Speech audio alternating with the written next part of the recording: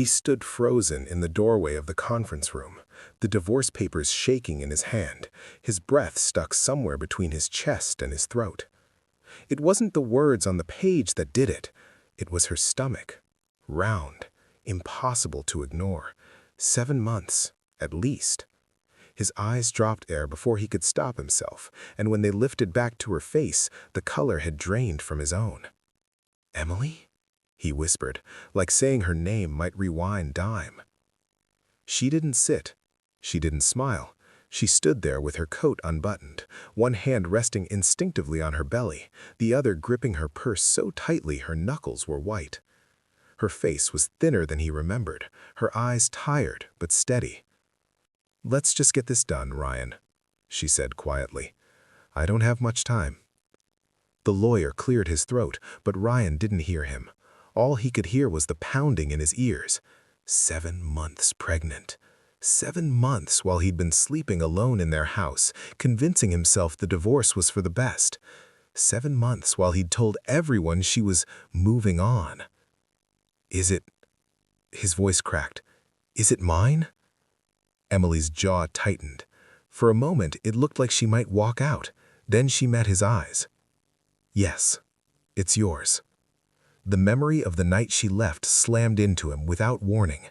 3 months after their 5th anniversary, a fight that started over nothing, dirty dishes, missed calls, and exploded into words he could never take back.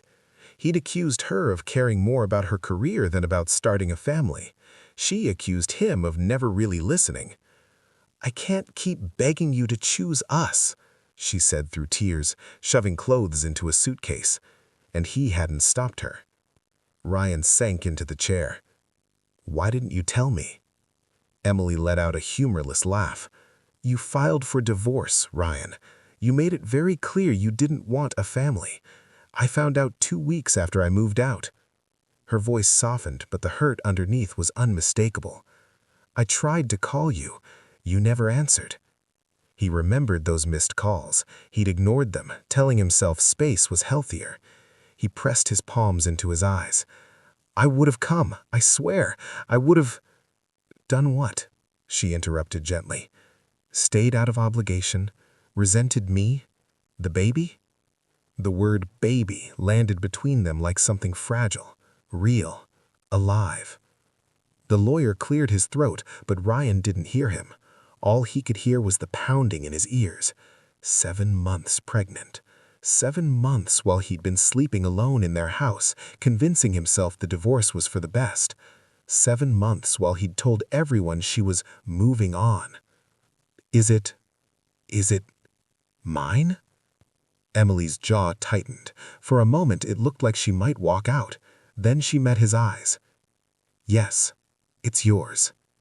The rest of the meeting passed in a blur. Signatures, legal language. Ryan's hand trembled so badly he could barely hold the pen. When it was over, Emily turned to leave. Panic surged through him. "Wait," he said, standing too fast. "Please, just talk to me. 5 minutes." She hesitated, then followed him into the hallway. The silence there felt heavier than the courtroom. "I'm not asking to fix everything," he said quickly. "I just need to understand. How are you?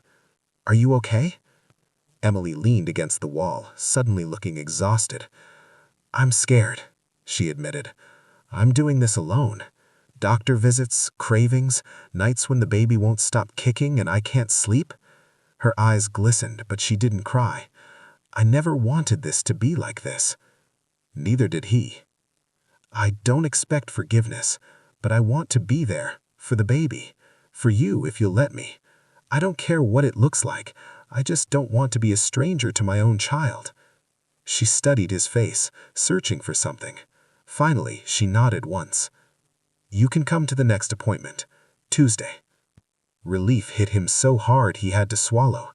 "Thank you." Weeks passed, and the distance between them slowly shifted, not healed, but different. Ryan went to appointments, learned about due dates and heartbeats. He assembled a crib in his spare room, his hands clumsy but determined. He listened more than he spoke. When Emily cried from hormones and fear, he didn't try to fix it.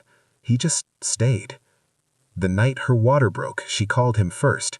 He was at her apartment in 12 minutes, speeding like nothing else in the world mattered. At the hospital, he held her hand through contractions, whispering encouragement, tears streaming down his face when their daughter finally cried for the first time. In that moment, none of the paperwork mattered, only the tiny life placed between them. Later, as Emily rested, she looked at him holding her daughter, his face softer than she'd ever seen it. "We're not getting back together," she said quietly.